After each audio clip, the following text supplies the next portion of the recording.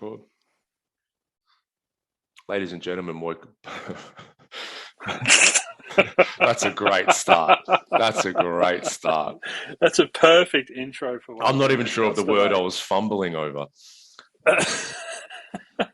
Ladies and It's per- gentlemen, boys and girls, welcome back to the Blokes podcast. I say it every fucking episode. You think I would fumble over my words, but I was a little bit overwhelmed, which is what we're going to talk about today. But you know what else? Last episode, I said it. So you had a week off last I week. forgot about that. Yeah, you Yeah, did. so I'm out of practice. you're rusty. You've come in rusty. Normally, I'm in the mirror every Friday morning just before we come on, just making sure that I get it right. And today I was. Des, Troy, welcome back to the podcast. Yeah, That's it. That's it. I could kill two birds with one stone. So, Nico, me and you today, mate, we're talking about overwhelm.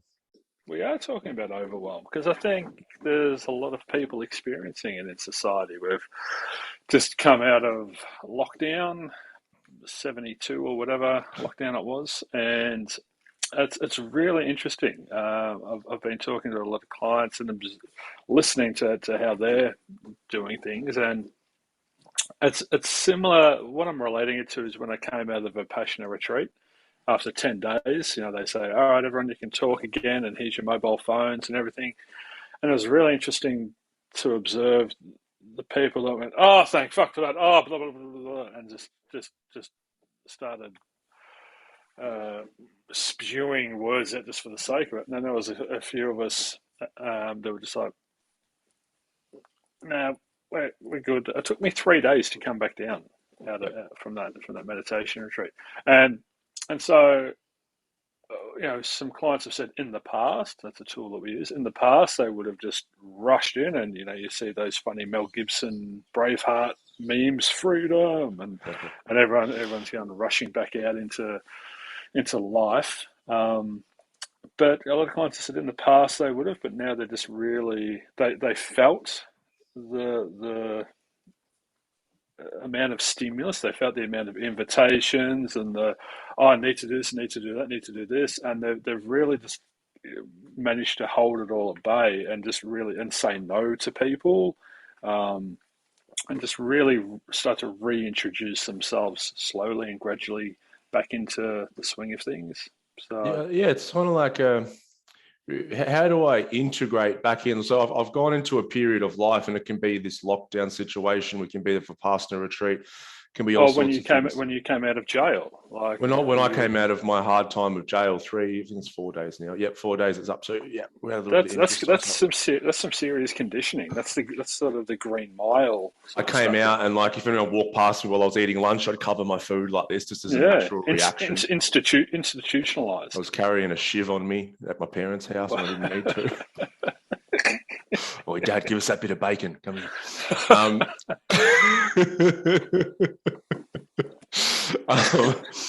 But I think there's this abnormal life circumstance, whether we've chosen to do that or not. You chose to go into a Vipassana retreat. We haven't chosen to be put in lockdown, but it's like this abnormal life circumstances. Then things go back to some semblance of, you know, I'll use air quotes, normal. And it's like, well, how am I then going to interact back with that normal again based on what I've been in? I think what you're explaining is really important. It's really being more mindful about stepping back into our lives, because whether we go on a Vipassana retreat in lockdown, you hear it a lot in, you know, plant medicines are really, you know, buzz thing at the minute. And a big thing in that is like, yeah, you can go take people away and blast their heads off with psilocybin or ayahuasca, but it's like, how am I going to actually take this back into my life, you know, and create change in my life? That's why we said with the Vipassana, those people that, you know, automatically like, oh, thank fuck, that's over. Where's my phone? It's like, how much of my Vipassana experience am I going to take back into my life? Because that was the point of doing it in the first place. Or am I going to, in 6 months' time, my life's going to be a mess again. I'll need to do another Vipassana, or I'll need to go and take plant medicine or whatever it is. Well, there's you can. I like to sort of sit back and subcategorize groups and with yeah, I'd probably say 80% of the population, just to throw a number out there, change when there's a catalyst for change. and then 20% realize that there's a catalyst coming up, and they take proactive measures to change before they have a heart attack or divorce or breakdown or whatever the case. But the majority of people tend to wait until there's a catalyst for change. Um, and so with the something like the Vipassana retreat, a lot of people will go there to fix themselves, like they're going to meditate to medicate, and they'll go back and they'll do a Vipassana retreat every year. Or it's that link to that quote that we are what we repeatedly do, so excellence therefore is a habit, not an act. And so they go and do these acts of meditation or acts of psilocybin or acts of ayahuasca or acts of whatever it is. When I work at the retreat in Thailand, there's very affluent people go there, and they're using that as sort of a band-aid. They're going, oh, I'm going to go and get massaged and pampered and relax and chill. And they do that for a week or 2 weeks, but then they go rushing back into their lives and get so wound up that it creates the need for them to then have these 1 or 2 week periods where in Myndfit we talk about sustainability and integrating this into your life, embodying this, incorporating it into your life. So living a meditative life, living a mindful life, not just doing meditation or having that meditative practice, for instance. Yeah, it's like people, and I used to do this as well. It's like we work our asses off in a job we tend to not really like that much, and where we do it all and we put our pennies away so we can take those couple of weeks off at the end of the year or whatever it is, and we go on a holiday and we blow heaps of cash and spend all this money on shit that we don't need, and then we come back into the drudge of it and we kind of just look forward to that next holiday again, where it's like, a more sustainable way of that was, what if I, instead of saving up for this lavish holiday, I work 4 days a week instead of 5, and I don't quite earn, as much money, and I spend every Friday, doing things that I absolutely love and fills my cup up and that kind of thing. Then I'm stepping more in towards living a life that I don't need a holiday from, which I think is a far more sustainable way than this. It's like this human thing that it's in all of us, it's like go, go, go, go, go. And then I need to escape from it all of a sudden. And then I come back to it, go, go, go, go, go. And then I've got to escape from it again in somehow. And people do this every weekend. I've got to go out on the weekend. And once again, I do this all the time. And I have to get plastered and smashed all weekend to try and forget about that I have to go back to work on Monday. And then it would happen again. Next weekend, same thing. And we do it on this micro and macro scales, which, that certainly wasn't sustainable for me. And so, for me and a lot of clients that I work with, one of the key words that comes up time and time again, it has for years, is balance. How can I create more balance in my life so I don't go into overwhelm, so I don't burn myself out, so I don't start resenting the people that I love and the things that I have to do, so I don't need to escape?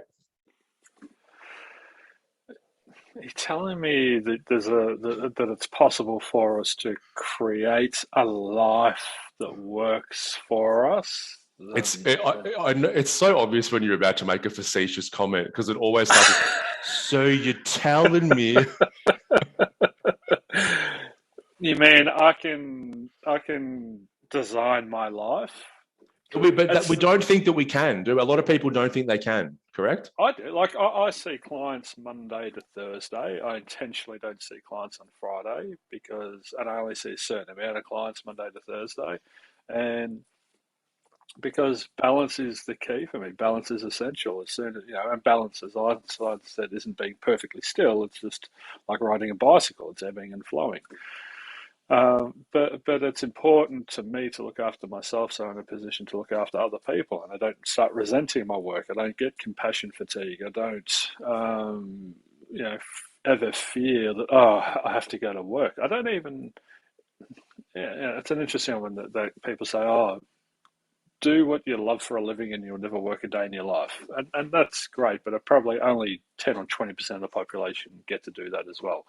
And the grass isn't always greener on the other side. I've had clients, try and get into the industry that they're passionate about, and then they lose the passion for it. So they're better off keeping it just as a hobby.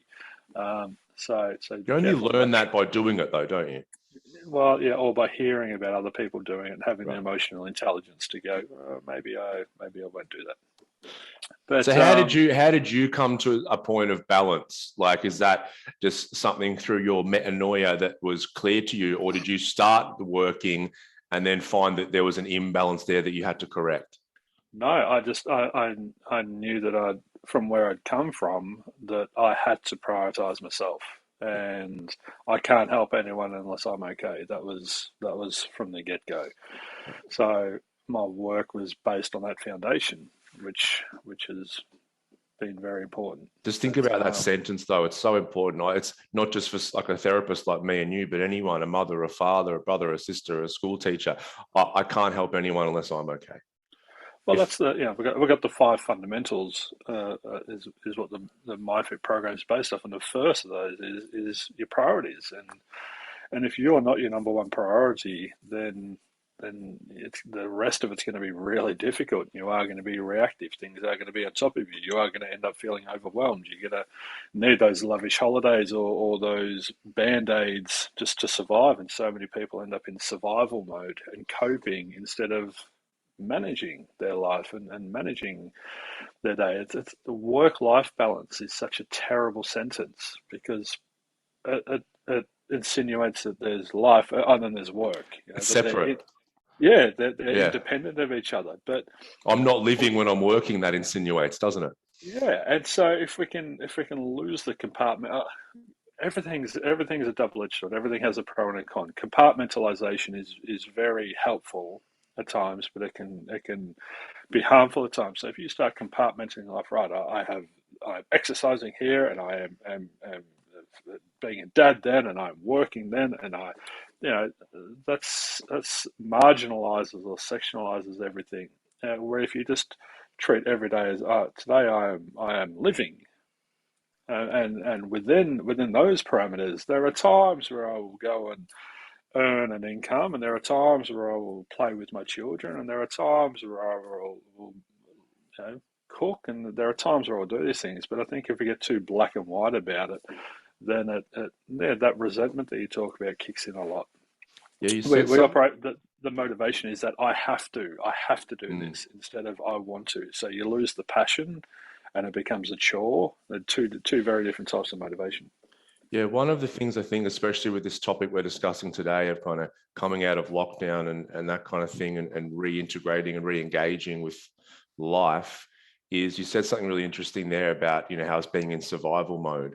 And Mm. and so many human beings are in survival mode on a day-to-day basis. But this last, 20 months or however bloody long it's been now, humans have been put even more into that survival mode because, I don't want to get into a broader discussion here, but fear has been thrown at us like never before. Totally. And so the more, fear that we are in as a whole, the more we are going to be in that survival mode. So I think when it comes to reintegrating with society, a lot of people are still really in that fear Well, state and that that survival mode. FOMO kicks in now. It's like, oh, all of a sudden our liberties have been returned. And the definition of happiness is to be content, but then all of a sudden there's so many things that we are now able to do. People are in discontentedness because they're like, oh, but what if I can't do this and I can't do this? So they're saying yes to everything out of fear of missing out. Or it's been like a dam, and it's been building up and Mm, building up and building up, and now sort of they're releasing the dam, and everyone's just really trying to just flood out of it. Where those with the EQ are really mindful of that now, practicing self-management strategies, not coping mechanisms, but self-management strategies to really ease their way back into it. yeah, a couple of weeks ago, when but like there was when the shops opened back up. I don't pay attention to the date, so I don't know. And but I saw things were open, and I went with Tommy, and I'm like, oh, Tommy needed new shoes, and I'm like, I'm going to go and get him some new shoes. And you talk about those floodgates opening. I went to the local shopping center here, and I'm like, holy shit! And I looked on my phone, and it was the night before is when things were allowed to be opened up.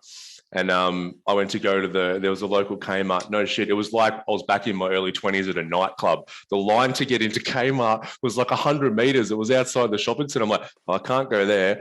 I went to go to like a independent shoe shop, and there was a sign out the front saying, you can't come in, appointments only. You had to like book a shoe shop appointment online. He goes, yeah, we're booked out for like a week. And I'm like, bloody hell. So we end up, I go into Best and Less. And I'm like, oh, finally, there's not much of a line here. I'll get in. And we got him some shoes. I'm like, oh, we got you some shoes. And I looked up and the line to pay was like winding through the whole shop. And I'm like, oh, my Lord. And I've noticed that with some people as well. You know, whether it's gyms or people who work in hospitality, food, they're just saying like everything's just bananas at the minute. Because like you said, that damn wall has broken and the floodgates have opened right up. But in that, it paints a mental image for me, as being highly visual. That it's just, bodies are just tumbling out of the dam, out of the it's just everyone's tumbling out, and there's no control, there's no discipline, there's no structure to it, and people are all expecting to be happy and expecting this, but how they are out of lockdown is exactly the same how they were in lockdown. It's still fear generated. It's still coming from an unbalanced place within themselves. Yeah. Reminds me of this, there was this Zen tale. I'm probably going to butcher it, but I'll get the main elements of it right.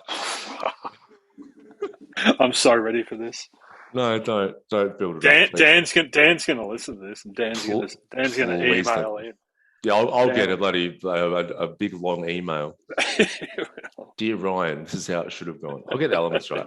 But there was a local town or local village, and there was the Zen kind of spiritual teacher, and he was looked up to, by all the people, and they would come and hear him talk. But his energy was kind of, whenever someone would say, oh, you're so great, we're so lucky to have you, go, maybe, and just continue doing what he was doing. And then one day, one of the local girls, she was only 16 years old or something, and she got pregnant and had to tell her parents, and she was so incredibly scared. And it was this local boyfriend who they didn't like. And so they said, oh, who got you pregnant? And she said, oh, it was the spiritual teacher, just lying out of fear. And so they went to him and berated him. How dare you get her pregnant, blah, blah, blah. And he's like, maybe. No, and they went, so be it, not maybe. So you probably know this better than me. And so the girl has the baby 9 months later or whatever, and the parents are like, she's too young to be looking after a child, take her to the father. And they went and dropped it on the doorstep of this teacher and said, you got her pregnant, you did this, you're going to look after the child. And he said, so be it. And so he looked after the child and just played with it, did what he needed to do to raise it and everything.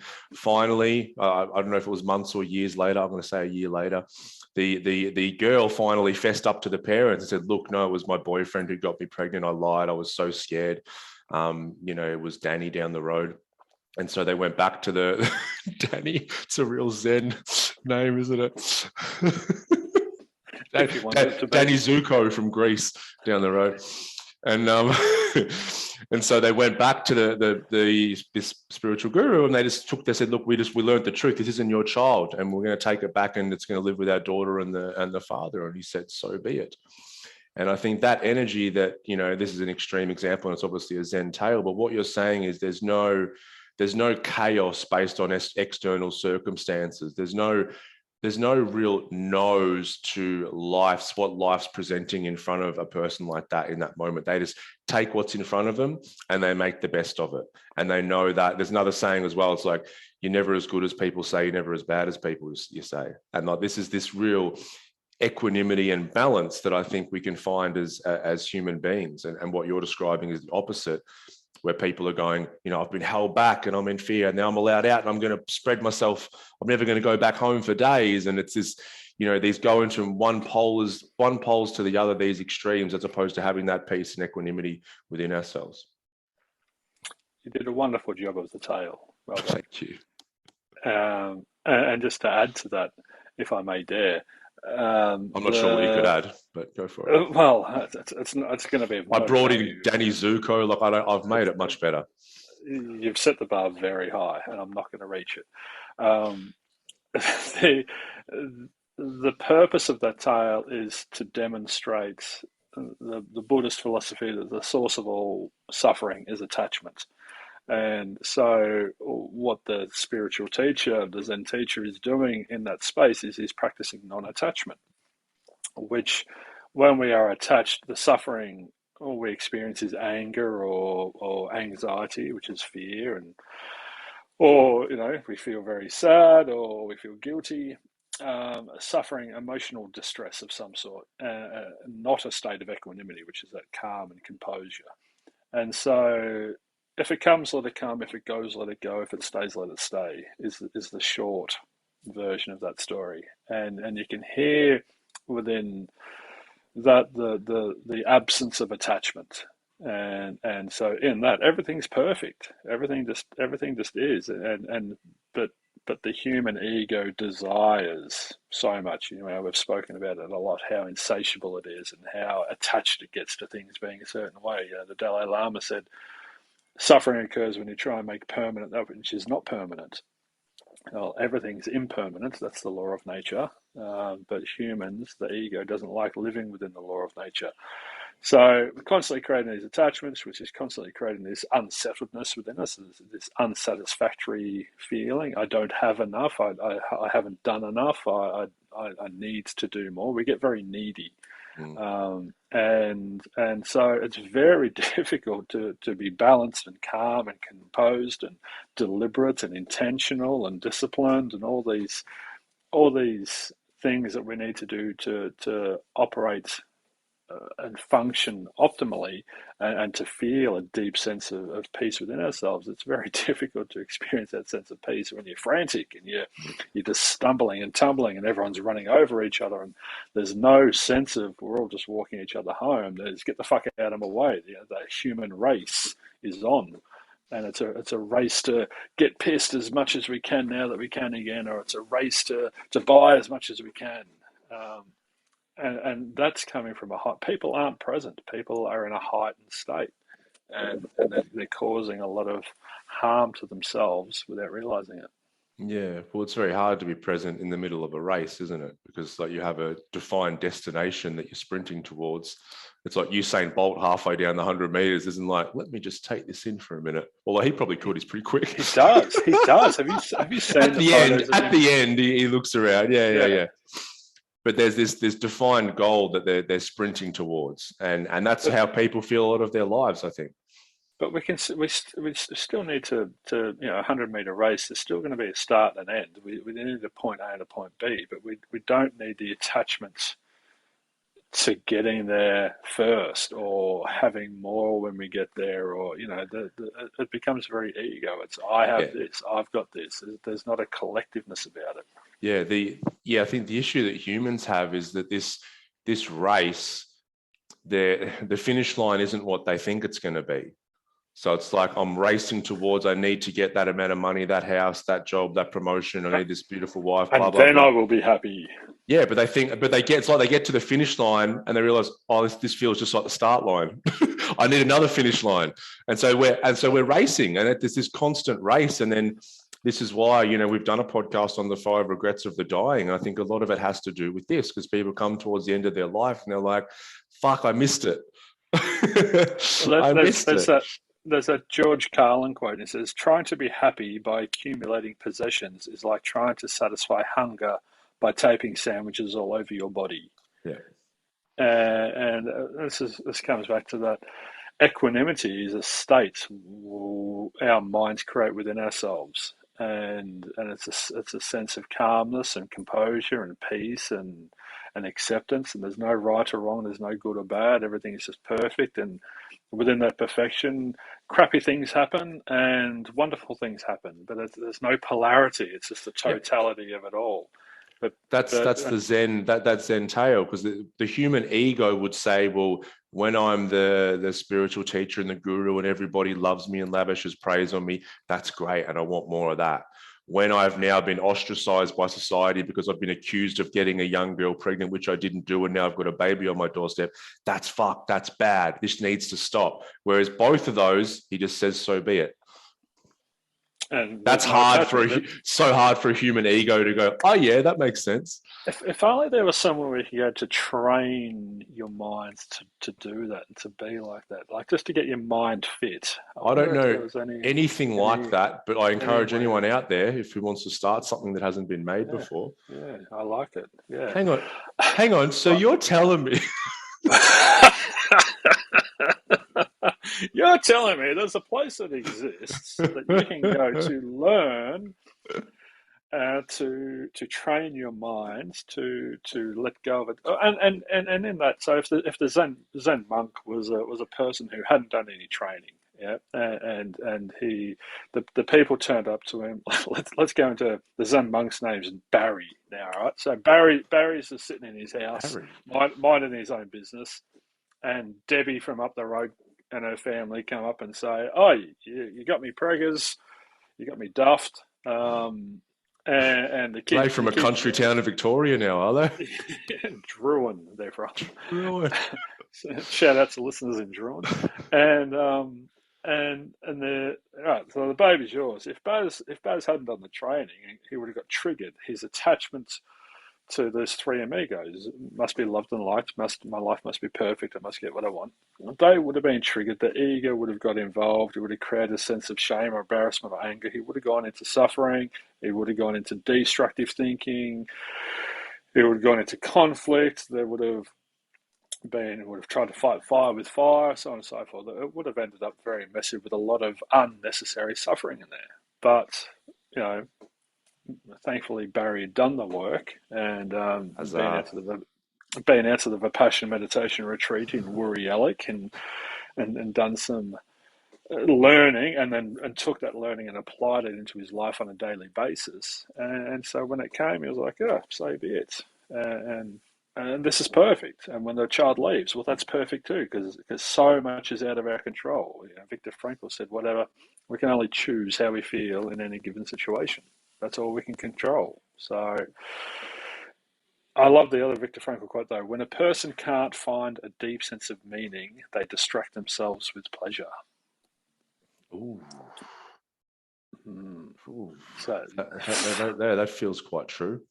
that hit home. That lands, doesn't it? It certainly does.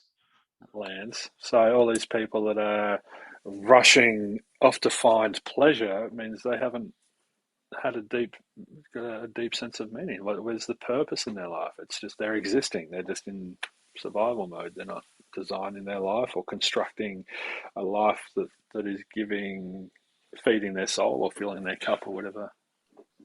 Yeah, we had young Tommy's birthday on the weekend, and I really found myself, because you think one of the things that these lockdowns, have taken away is that person-to-person connection.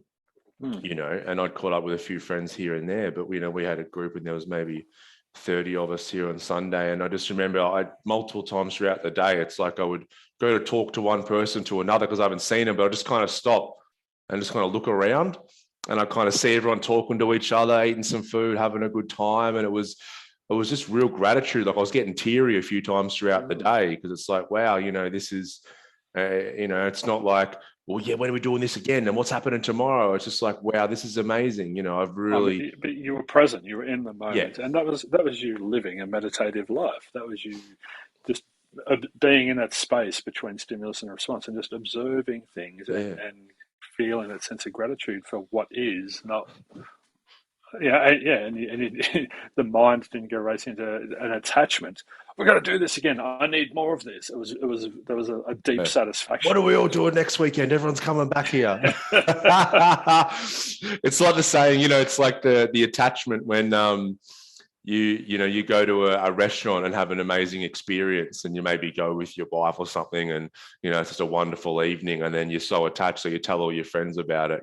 We're going to go there next weekend. Oh, you guys are going to have the best time, blah blah blah. And you go, and slightly different staff, the chef's a little bit different, the produce chef could have changed. And so all of a sudden you feel like really let down because you have this expectation that it had to be an amazing experience again. It's like, that's another, I think it's a Buddhist teaching as well. It's like we have these negative imprints. So it's like, I might see a rattlesnake and then it leaves an imprint. And then from then on, if I see a bit of rope or a stick, I'm like, rattlesnake. But then we have these positive ones as well, which are just so important to understand. It's if I go to the field and a beautiful butterfly lands on my hand, I'm like, wow. Every time I go back to that field, I'll be disappointed if the butterfly doesn't land on my hand. So this is what we're talking about, attachment. Suffering occurs when you don't get what you do want and you do get what you don't want. Yes. And it's a beautiful example of you cultivating within yourself this sense of contentedness, which is the definition of happiness. Again, you were content in that moment. You didn't need more. You didn't need to plan for next week. You had enough in that moment. It was enough for you. So Ryan's ego wasn't at his son's birthday party. Ryan's soul was there, if you want, and it was content. It was a beautiful moment. I had a similar thing. I think I told you about it when I did that corporate training up in Swan Hill the other week, and did 2 back-to-back 3.5-hour workshops, and I was fucking drained at the end of it. I felt like I'd run a marathon, holding the room for 7 hours. But I wasn't a drained energy. It was just a used energy. I'd used my energy. It was like you'd just done a workout or something. And I really observed this part of me internally that was very mindful of not forming an attachment to doing more of that. It didn't go, right, I've got to go and advertise, I've got to get into a database, I've got to email all these corporations and try and do more of this. It was just this deep sense of gratefulness for what I'd experienced with those people in that room on that day. And that was it. So I stayed present. I didn't rush off the next week or the week. And then I know you'll find this funny, but because I didn't form that attachment, an email pops up in my inbox last week. Hi, well, we heard about some corporate training. Can you send us some information on what that looks like? And I was like, oh, how interesting. So be it. Yeah. Yeah. Yeah, it's like I've found that as well. It's like because my journey as well is one of whenever something let's say good happens in my path, it creates more of like a manic energy, that's like more. And I found since my metanoia these last few years, some of the best moments have been this. It just hasn't been manic at all. It's been this just very calm. I had one example. I got us to go on the radio. Fuck, must have been 3.5 years ago. On Fox, and I didn't listen to the radio, but it was like Fox FM, morning drive at 8:00. So like really, who knows, hundreds of thousands of people listening and that kind of thing. And I was a little bit nervous while I was waiting, in the waiting room to go on.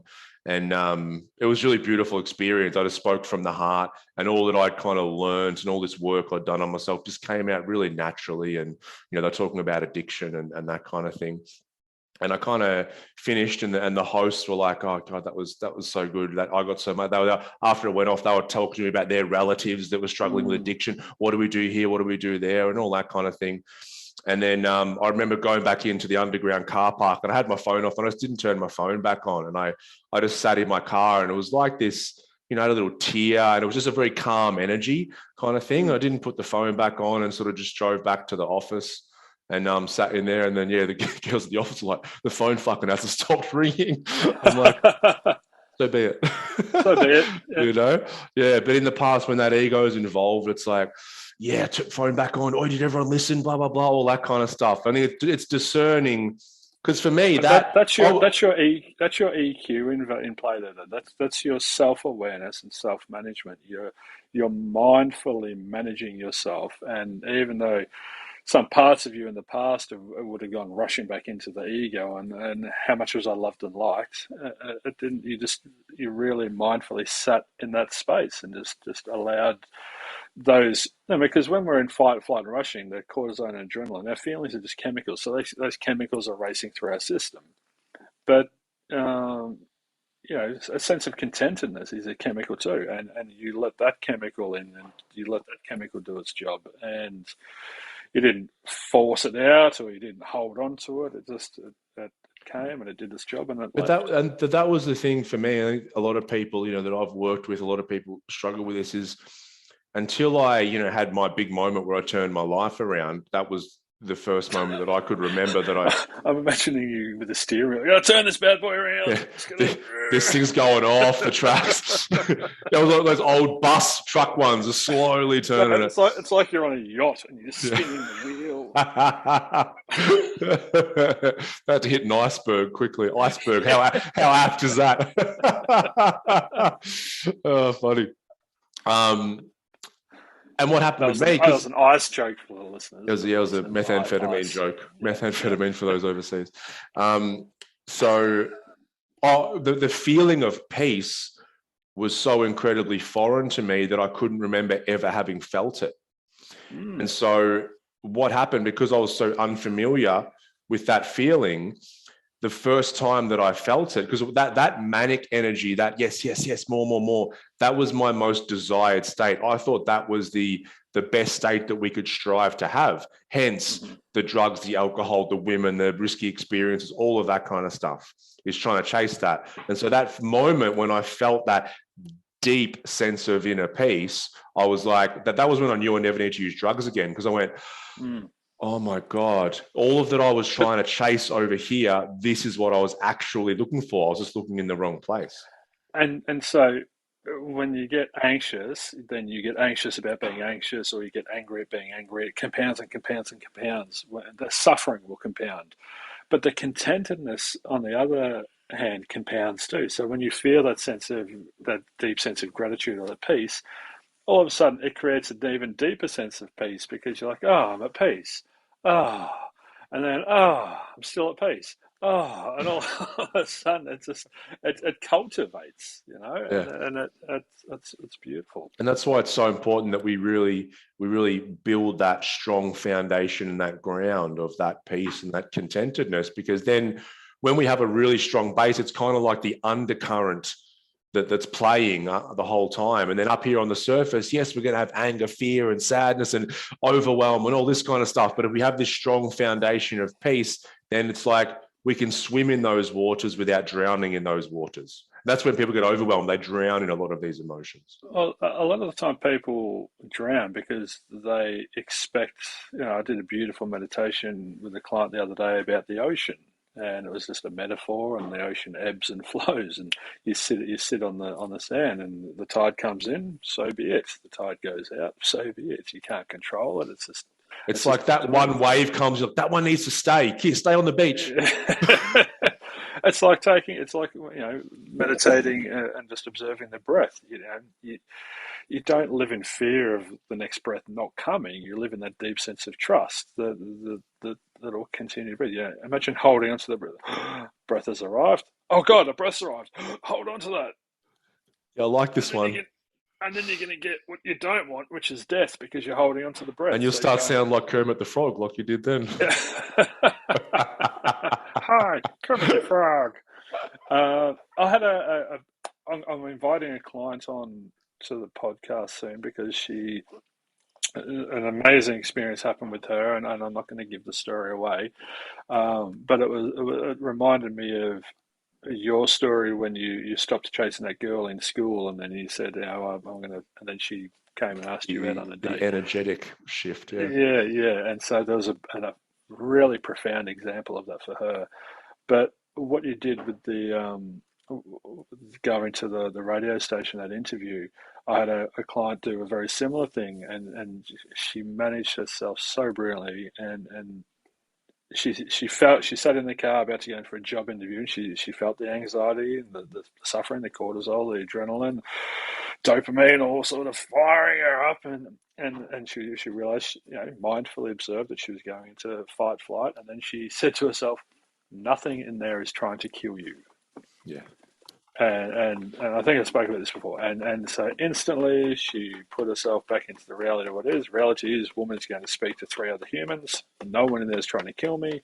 And she focused on her breath, went in there and had the most amazing job interview. And she said, I remembered everyone's name. She was present. And that's all it came down to. And you were present. You weren't any critical analytical thinking. Your reticular activating system wasn't going off, and you were just very present and in that space, and it just came, what needed to come out came out.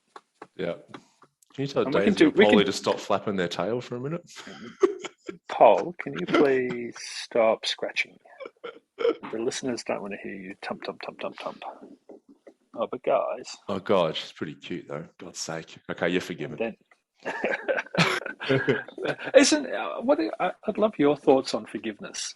Oh, wait, before we jump into forgiveness, I'm pretty sure I've spoken about this in the podcast before, but I'll just say it real quickly. That interview, I don't know if I've spoken about it, but anyway, that interview that I was talking about on the radio, so I was sitting kind of in the waiting room, And like, it was like a big studio. And I kind of realized that I'm like, oh, I think it's a pretty like serious deal here. And so I started having those anxiety, heart started beating. And then the mind, as a result, starts kicking up, you know, you're going to say the wrong thing. You'll swear by accident. You won't be able to find your words. And then one of them was, because I looked at the stool in there and my mind goes, oh, you might fall off the chair.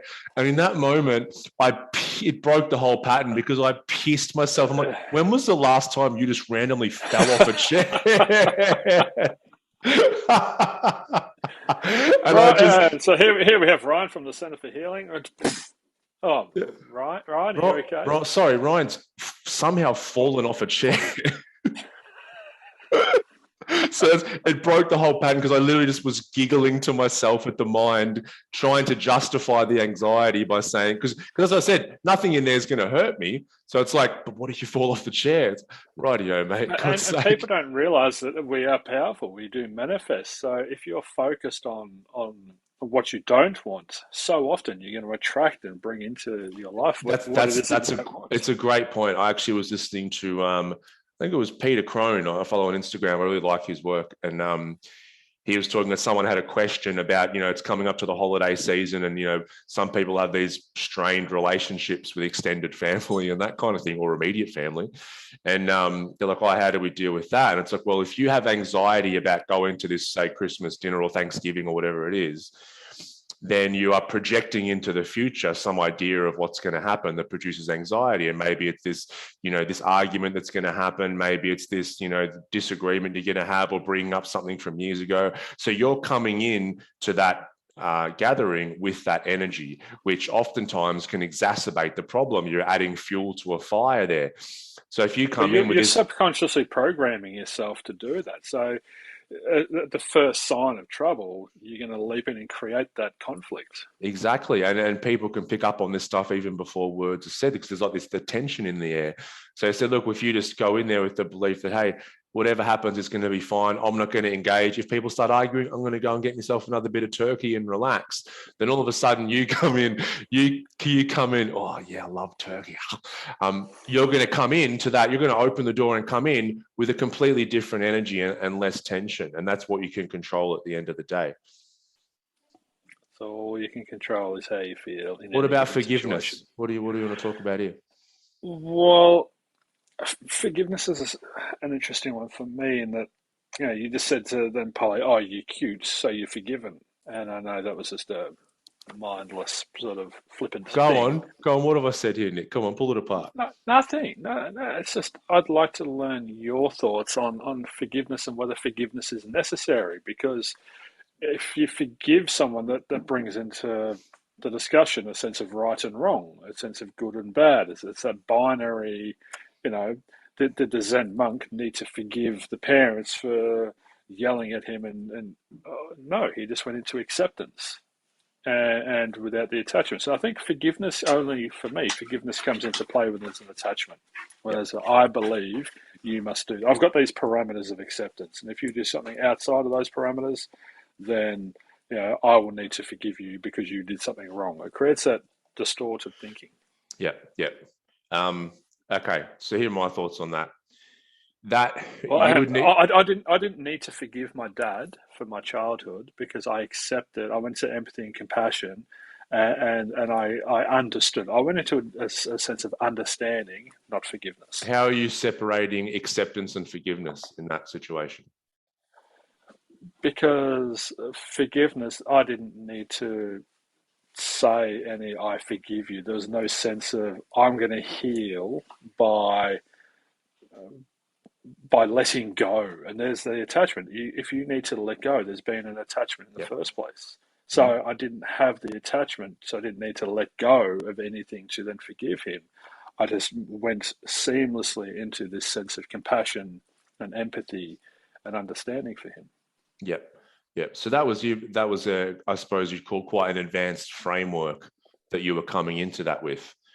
Most people would have an attachment to something happening because, like you said, when something happened that shouldn't have or should have happened that didn't, we'll generally create an attachment. So that should is still a distortion. Who decides what should and shouldn't happen? This is where the polarity and the binary thinking comes into play. So things happen, so be it.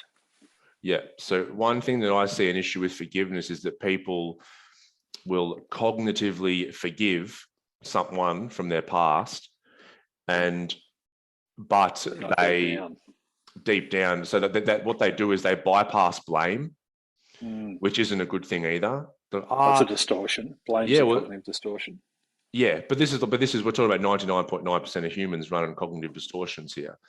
So one thing that I see is, people need to give a bit of a voice to blame if that's what they're holding deep within their system. And then they can either forgive, or like you said, they can move past forgiveness, where it's not even, like you said, that's kind of letting go of this right or wrong duality thing, which is actually a really healthy place to be. But I see a lot of people, because forgiveness is like a fancy thing. It's like once you forgive, you heal. But I know so many people who are like, but I know, and dad was coming from his trauma and he was acting out those patterns with his parents. And because I understand that, I forgive him.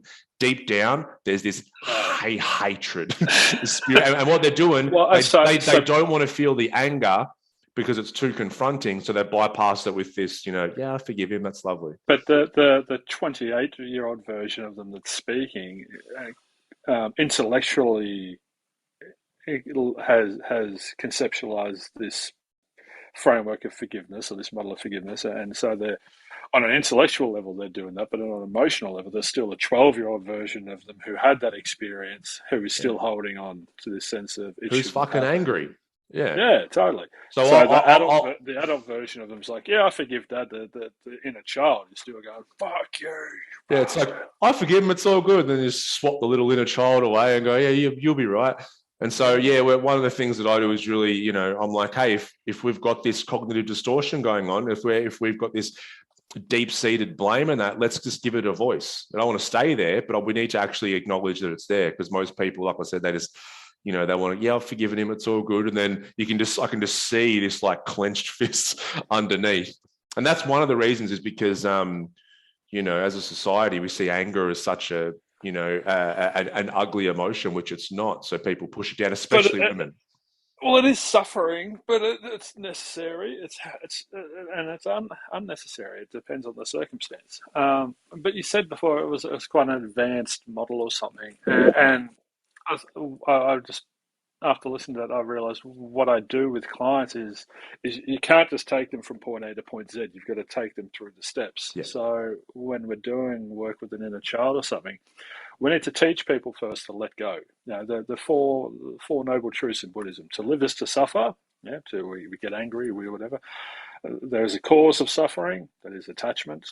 There's an end of suffering, and that is letting go. So we've got to teach people to start letting go. And then the way out of suffering, the fourth noble truth, is the Eightfold Path. And that's where we go into compassion and empathy and blah, blah, blah, blah.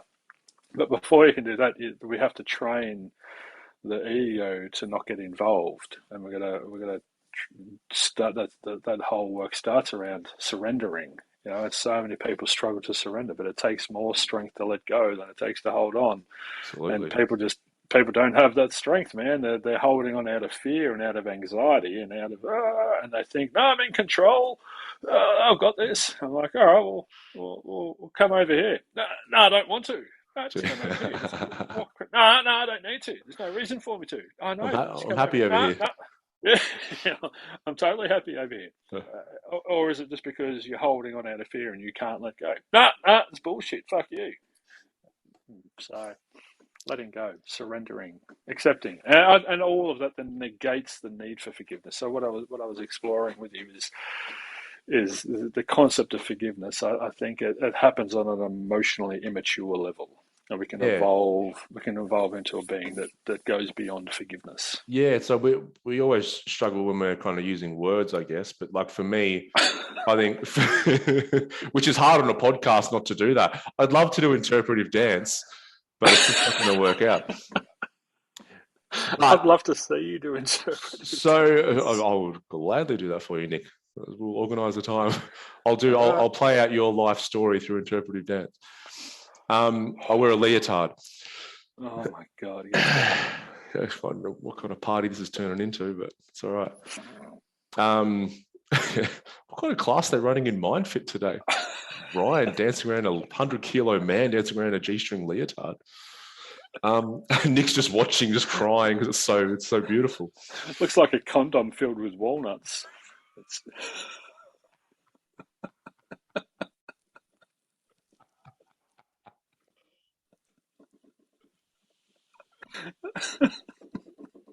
Is that right? Or a condom filled with walnuts? A condom filled with walnuts. I've never been called that before, but I look forward to that day. Oh, Jesus Christ. The fuck was I saying? Yeah. So with words, so when I say forgiveness, I think I am talking about the state that you're talking about when you're saying it's not forgiveness. It's just like nothing needs to be forgiven, that kind of thing. It's a real that's when you're in a state of love. You are just love. Yeah. And you are so that's the Buddha nature that I talk about. Our three levels of our three natures: the personality, the ego, and then the Buddha nature. And the Buddha nature doesn't need to forgive. The Buddha nature just loves. Yes. But you think people are saying, using the word forgiveness as a form of love? I think people are, they're using forgiveness as like, oh, well, I know if I just forgive this person and say that and I'll write it on a bit of paper, then I'll be okay. And that's it's like you're saying, it's like you're talking about categorizing before. It's like I've taken them from the blame category to the forgiveness category. Now everything's okay. But the whole idea of category is actually not of great benefit there. It's like, and they're doing it more for themselves than for anything else. It's still the ego. It's still the me, my, I. It's I am going to forgive you. It's yeah. But what I like to do with clients is that I still, even though it's the ego, I still want to not have them bypass that blame. Like I really want to give that a voice and then start to move them through it and get past all of it. Because normally that blame is, it's pushed down there and they don't want to touch it. Well, that's for me. That's that they're giving the blame a voice. For me, that's letting go. It's teaching them to put it down. Yeah, that's right. Yeah, it's okay. Let the ego talk. Let that 12-year-old talk or whoever it was. But then we're gonna put it aside. Which ones? Because what happens, that blame, it's underneath everything and it's sort of bubbling away. And even if it's not in conscious awareness, it's affecting our relationships. It's affecting our interactions with other people and the way we interact with ourselves. Well, we talk about the fifth fundamental is our operating systems. That's beliefs create thoughts, thoughts create feelings, feelings create behavior, and the belief that I must be loved and liked creates a parameter. And if something happens outside that parameter, we're giving the key to our happiness to somebody else. Whatever you say or do is going to dictate how I feel. And so when they do something outside that parameter, well, it's you hurt me, and that's not the truth. It's just the construct of that experience. And so you hurt me. You are the source of my unhappiness. Now I'm going to project my unhappiness onto who I believe is the source of that. So that would be you. So that's where the blaming is the thinking, which is going to create the feeling of anger or resentment or anxiety or depression or whatever it is. Yeah. And so if you get, once again, but if you got to come back to that underlying belief, which is I must be loved and liked, and I do a meditation with clients, and we say, oh, that 12-year-old you, just that inner child, it gets to have a remote control or a magic wand. Which one? And 9 times out of 10, it's I want the control. You want the control. They didn't feel in control of that experience in that moment. All right. And what do you need to do? Do you need to forgive, or can you just push those parameters out? It's what can you do, not what do you need them to do in order for you to be happy again. And it's very difficult work. It's very, it's sort of surgery almost. It is. It's psychic surgery. Especially when there's sexual abuse or domestic violence at an early age, when that child is so vulnerable. Which is so delicate. Much. It's so much more common than people think as well. Like a lot of people. Oh my goodness. Us as therapists doing this work, we know how prevalent it is, but a lot of people are like, oh, that must happen in a tiny, tiny percentage of humans. But especially the amount of women that have been sexually abused is baffling. And so just one thing. So with what I'm doing, it's like all of this has an undercurrent and a deep-seated belief that something happened that shouldn't have. And that's creating a lot of distress in the system. And so it's like we need to actually acknowledge that this thing happened and It's And not like not thinking whether it should or shouldn't. yeah, so it's not like acceptance. agreeing that it should have happened, but it's also not resisting that it did, and it's sort of bringing those two together. So what I find with people is, because I do a lot of work sort of in the body, I'm like sensations, emotions, what's happening in the body, and I'll get to one. There's one example which is a good one, which is a father, and we start going into it, and she's like picturing her father, 10 years ago, whatever it was. And she's saying, yeah, but no, I worked on this years ago. I've done forgiveness. I've forgiven him, blah, blah, blah. I'm like, as you're looking at him right now, what's happening in your body? And she's like, I fucking hate him. I'm like, you haven't forgiven him, man. You've cognitively, you've done a little exercise and you've put it in the back of your mind. She's created a sub-belief that she forgives him, which is creating a reality for her, but the underlying so there's a split. There's a split in her. It's like, no, I've forgiven him. The other part's like, I fucking hate him. So it's like we're bringing those two together is the key. Yeah, and that's going to create inner conflict. Having that diversity within you is going to create conflict, which is going to create a lack of peace. And I love our job. It's so interesting, isn't it? It is. It so is.